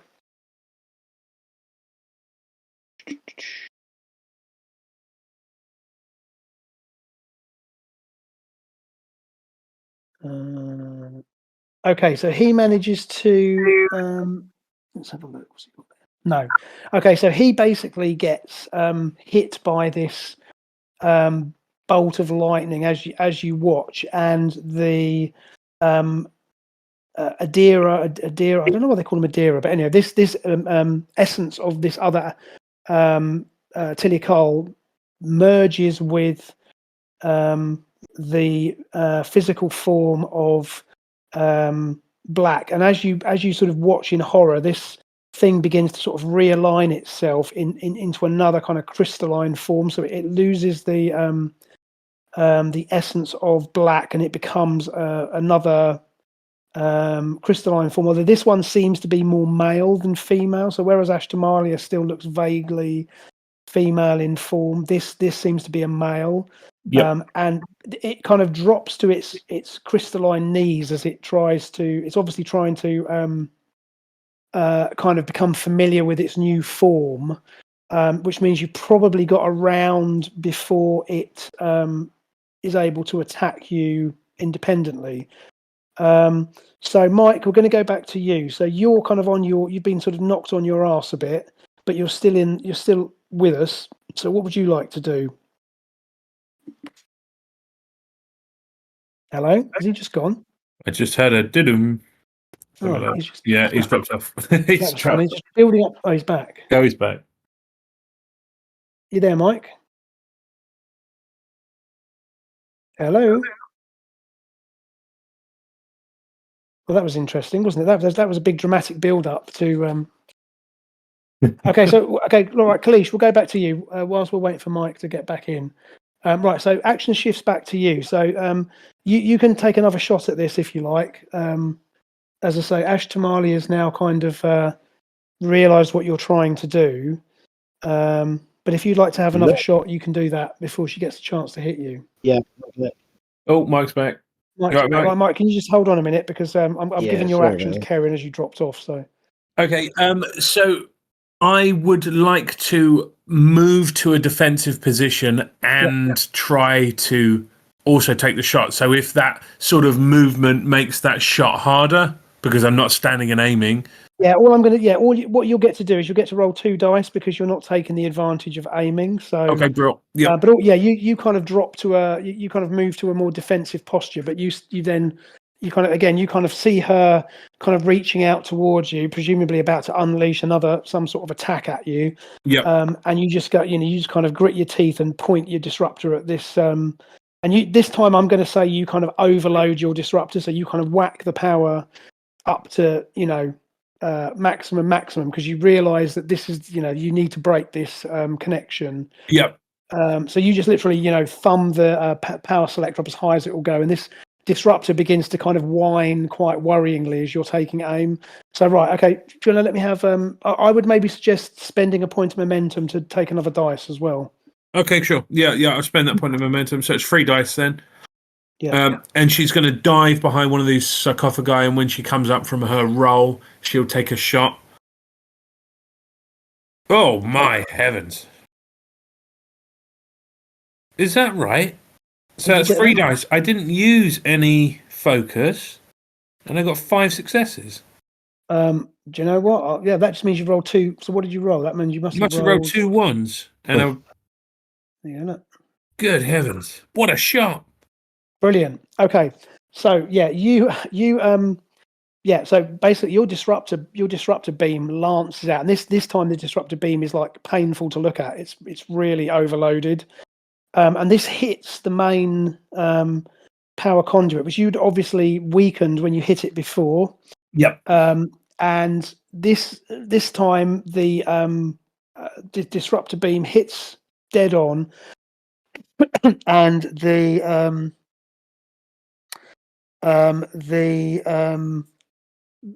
gateway gives a violent surge of energy, and then it essentially explodes. The gateway just bursts into pieces, and there's a huge discharge of energy. Kalish, you get thrown backwards to the ground, and although the 2 Tilikal seem to be unaffected, you see for a second it appears that if you get a glance at them, they're kind of form kind of almost shimmers for a second. So it's almost as if this blast is powerful enough to kind of disrupt whatever's keeping them in that form. And obviously, Kaz, you're sort of still on the deck after having been hit before. But as the smoke clears, you can see that the gateway has been reduced to rubble, and all around the room, the energy is kind of fluctuating, and it's basically making sort of worrying noises. Now, at this point, again, it's worth reminding you that the water here is still rising in this chamber, and the noise from this from the power grids built into the wall suggests it would be probably a good time to get out of here while you still have the opportunity. Ash Tamalia is kind of raging at the collapsed gateway, and she's sort of taken her focus off you for a moment. and her newly created cohort is kind of still somewhat confused from his new form. Obviously, Ashtamalia has a force of will stronger than the others, and was able to kind of adjust more quickly. Now, you also realise that there are more of these. As I say, there's a few more of these floating energy globules kind of drifting about, but they've for now at least they don't have anything to join with. You're not at risk from them. Because you don't have the kind of unique properties of the Calmaran. I'm going to look at I'll look at Kalish and say, run, get back. We need to, just run and start running. But as I do so, I take my phaser and set it on overload and chuck it behind me. So are we just leaving Blue and Black to suffer the fate? I don't think there's anything you can do for them at this point. Okay, cool. As I say, they seem to have been absorbed by the Tiliakal, or at least the two Tiliakal. Yeah. And so an exorcism isn't going to help. Probably not. And one thing you've realised is as the arch collapsed, you can detect that the vibrational pulses actually seem to have slowed down and seem to be subsiding. So even though the energy pulse is kind of the energy in the crackling through the walls is is almost overloading because you've kind of interrupted the circuit. The actual vibrational pulses seem to have stopped or are stopping. Meanwhile, you notice that the Adiri, the glittering forms of the sort of Tiliakal consciousness, are kind of floating around Ashtamalia in some confusion. And she shouts after you as she sees you kind of running from the chamber. She shouts after you and says, "This isn't over." You dash back to the runabout. What happens with my phaser? And kind of. Okay. Well, nothing's happened yet. So as you sort of run out of the chamber, and as you clear as you sort of just get into the runabout, the overloaded phaser goes off and sort of feel through the runabout and through the ice even the kind of shudder of this large explosion that's happened. And as you watch, you can see that there's more breaches have appeared in the spire and more water is now rushing into the chamber. So you kind of jump into the runabout and you literally throw it into. You basically just throw yourself, throw the runabout into flight, and it flies away. Get airborne, and we're clear. I get in contact with Naismith and order a torpedo strike on the location. Okay, you can do that. Okay, so as you fly away from the site, so the spire is kind of receding behind you. Then you notice that you basically see the twin torpedoes kind of come shooting down through the atmosphere. Obviously, lighting up the landscape as they come, and then they with precision they strike the breach that's already been created. And there's a huge explosion. And again, as you watch in the sort of the monitor as the runabout flies back towards the daylight side, you see that the spire has partially collapsed in on itself. And as I say, you kind of fly back to the daylight side. And in fact, you probably will. I guess you probably just go back to the Vigilant at this point, right? Because you don't have blue with you or black, so it's I don't know. What do you want to do? Do you want to go back to the city, or do you want to no, I think they're Vigilant for now. We can always come back if we need to, but I think the Vigilant's probably. Yeah. Okay. Right. So you fly back up to the Vigilant, and kind of after the expected short, brief debriefing session with Naismith. Naismith gathers you in the briefing room, and he establishes contact with the Calmaran authorities on the surface. So they confirm that after the collapse of the gateway, the vibrational pulses have ceased, and in fact, your efforts mean that the immediate threat to the Calmaran population has been stopped. They confirm that the spire, as far as they can tell with their own instruments, and your sensors can confirm that again the spire has collapsed, and certainly that gateway has been buried under probably a few megatons of debris and rubble, and also seawater as well. And it won't be long before that probably will also freeze over, one would assume, given the conditions on the night side. And what is reassuring is that because Black had been broadcasting essentially everything that had happened, pretty much up to the point of his own demise, the factions of the Calmaran have actually come together again to cooperate. So the Sunseekers have kind of grudgingly acknowledged that there was some truth in what was being said by the angular form, and so there is actually some new cooperation happening between the different factions. One thing that is unfortunate, however, is that it appears, if you analyze the set, so Vigilant detected what seemed to be a transport happening between the chamber and between one of the Calmaran Prism vessels that were in orbit. As we established last time, there were the Calmarans have these crystalline ships, and as I mentioned, these are kind of formed from when Calmaran died. Wasn't there? Sorry, like floating crystals in the other dimension. There were structures in the other dimension. I'm not sure if they were related to these, but yes, there were. You're right. But what's happened here is that it looks as if either Ashtamalia or at least some of the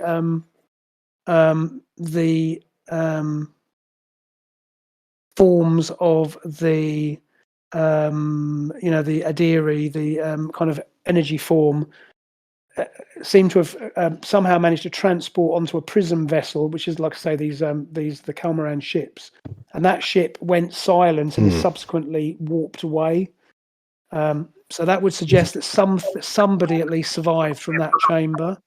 But any further scans of that area, the chamber and the spire, confirm that, as I say, that the gateway has definitely been shut down, and the sarcophaguses and the gateway itself have now been sort of buried under the tons of rock.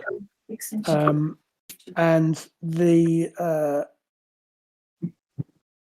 Calmaran are obviously grateful for your assistance, and again, you've managed to kind of provide some sort of unity between them again. Well, certainly Black's transmission did, at least, but your efforts have also shown that you are to be trusted. That is good to know. Now, one other thing that's interesting as well. Okay, so the Vigilant remains in orbit for some time. I'm assuming whilst you kind of sort all this run out. Scans. So I mean, so is there anything whilst we're hanging about? So you're orbiting the planet. And Naismith decides to stay in orbit for a couple of days to I mean, basically on just investigations. Do a lot of scanning of sort of like the rubble of the tower, and basically any of the other the tower structures. Make sure there is nothing. Make sure that is the only one that we can locate. Is the only one on the planet. So there's not. Yep.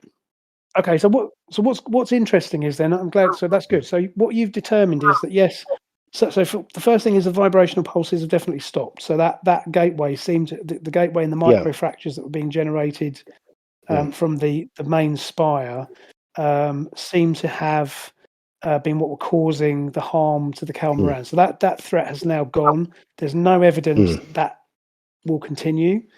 One thing that is also picked up as your scans, you sort of scan the other structures, you actually detect some life forms at some of the other spires, and with the permission of the Calmaran administration, you kind of take or Kalish and yourself take a team down to one of these spires, and what you actually what you actually find is that some of the Tilikal have actually been reunited with their physical forms. There's about a dozen of them. So in another location, there are sarcophagus of the Tilikal in some of the other spires around the planet. Now, since the main spire has been pretty much destroyed, most of those sarcophaguses that you can detect, and again, as you detect this, you spend a bit more time looking into this, and you find out that none of the other sarcophagi on the planet's surface are still viable. They've all been essentially shut down. But what you surmise, or what Osterhagen suggests, is that whilst that gateway was open, some of the Adiri that had come through that gateway had actually done what they're supposed to do, which is they've been kind of reunited with their physical form. And what you find is, as I say, about a dozen confused Tilikal who seem to have no hostile intent. They're not so unlike Ashtamalia, who was kind of going all super villain on you. They're kind of much like Thasin. They're just like they're Tilikal, so they're a humanoid species, and they seem to be confused by what's happened to them. So you gather them up and under guard return them to the Vigilant, where Thasin assists in kind of orienting them. So you now have another group of Tilikal, and again, these as far as you can tell, and Thasin reassures you that they are what was meant to happen with the Tilikal, i.e., they've come back and they've managed to be reunited with their physical bodies. Again, they seem to be much like him. They're not quite, they don't seem to have any sort of Gary Mitchell like superpowers or anything. They're just somewhat confused. They don't really remember what's happened to them. So it is suggested by him, and Naismith agrees, that you will ferry them back to Narendra Station for sort of debriefing and for further investigation. Steve, before you get too far, I didn't want to interrupt, but I did want to put Face in. I didn't want to brig him, but I would like to restrict his access and his movement to a degree and put him under extra guard. And if we've got more Tilikal on board, same goes for them. I just want a bit of caution here. Like, we had no suspicion of Ashtamalia, so, these are potentially higher beings. We could be being played. So exactly. I just want a bit more. I think that's perfectly reasonable. So what I would, what Kalish will maybe suggest quietly is that you have a word with Naismith, and in the on the face of it, by being very accommodating, you arrange to have a cargo. One of the cargo bays is you get it converted into a kind of a bunk room. Yep. And you. Naismith kind of speaks to Thason and says it's better for them all to stay together and everything else. But what you do is you kind of essentially put together a makeshift brig for them. You can probably because the thing is, the cargo bays have already got force fields built into the doors, because they're designed to be, with cargo bays, you can have the cargo bays open to space if you're bringing cargo on board. So they've already got some, as I say, rudimentary force fields in place. So you could do a little bit of work with Giara to kind of beef those up a little bit. And like I say, you make like a temporary bunk room for these Tilikal. And obviously, and Facing is certainly understanding of your desire to post guards and to restrict access. And what you do is you quietly restrict his access to any ship systems. Yep. And as you say, you just keep an eye on him, and certainly the others are still somewhat confused, and he's sort of trying to bring them up to speed a little bit. But yes, certainly for the journey back to Narendra, as I say, you make your peace with the Kalmaran. Steve, can I? Sorry, I don't want to be overly cautious, but go. I'd like to split them into two groups so they're not all together. I'd like to restrict communication between the two groups. I also want to inflict on the ship a bit of a what's it called? Not a curfew, but I want to restrict movement of everyone on the ship, so it doesn't seem like I'm singling them out. So just because we are now overcrowded on board, that's sort of how I'm going to word it. That because we're overcrowded on board, things are going to have to run a lot more smoothly, so people can only be where they're supposed to be at certain times. So there's more of a regimentation to where people can go. And the bottom line is, you are the chief of security, and Naismith shares. So let's assume that you and Naismith. Let's picture a scene where you and Naismith have a sort of a quiet.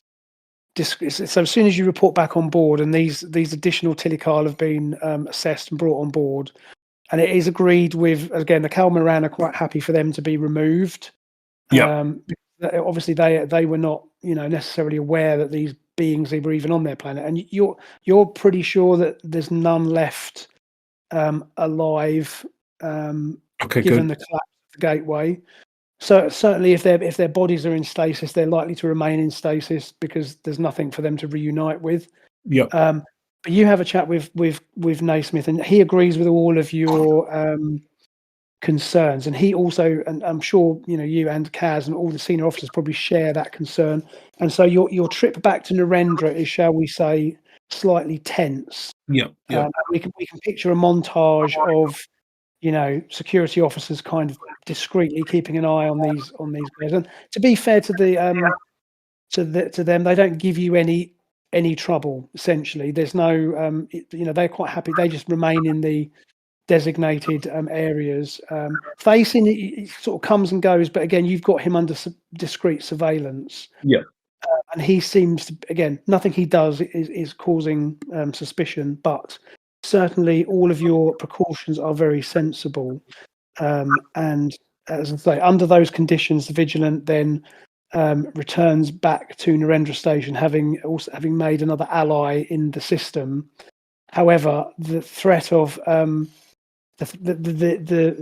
facet of the Tilikal has taken on a different aspect here, because again, weren't expecting Ashtamalia to be a threat, but it's now apparent that certainly with her, not everything is not as it would appear. So, sorry, one last thing, Steve.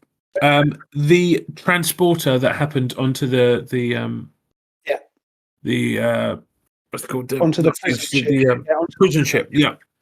Sorry, did I might have missed some of that. What came about with that? Where did the prison ship go? So all you were able to. So basically, what happened was when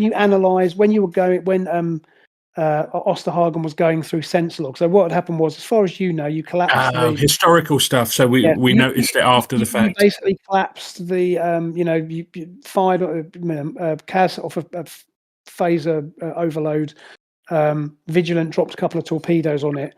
So to all intents and purposes, you were convinced that Ashtamalia had been sort of trapped, or if not killed, at least trapped within the spire. What seems to have happened is that when Osterhagen was going through his logs, he picked up what seems to have been a teleport trace or transport trace, which originated in that chamber and ended up on one of the Prism ships. And then again, it then becomes apparent from speaking to the Kalmaran that Prism ship kind of almost instantly went quiet and then basically warped off, and no one knows where it's gone. Yeah, okay. So although you have a heading on it, you have a bearing that it warped out, and of course that doesn't mean anything really. It's just disappeared. Yeah. So that would suggest to you that at least one, if not more, of there were certainly two of the hybrids, the crystalline hybrids, as well as multiple of the energy forms of the Tilikal may have escaped, but you don't know for sure at this point.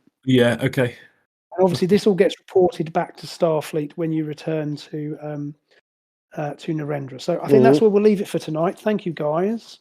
A little bit of that scenario had quite a bit of exposition in it again, but it's all building to something. So yeah, I think we did good. And, yes, even with only a small party, it was. We still loved it. Good stuff. Lovely. Anyone got anything they want to add then before we wrap up? Not that I can think of off the top of my head. Yep. Just Cool. a big thank you, Steve. Okay, well, no, Fun thank as you always. guys. It's always good fun. I really appreciate it. And again, thanks for accommodating the slightly later start. That was most welcome. Cool. All right. Well, if there's nothing else, I'll speak to you soon. So we will sign off there. So next time we will continue on with the Tilly Cole saga. So see you next time. Lovely. Cheers, Steve. Cheers. Right. Thanks, Mike. Cheers, bud. Bye. Thank you for listening to this episode of Starship Vigilant. Kaz was played by Mike. David Osterhagen was played by Kevin. Kolish was played by Kerin. Our music is Fanfare for Space by Kevin MacLeod, which is licensed under a Creative Commons license. See you next time.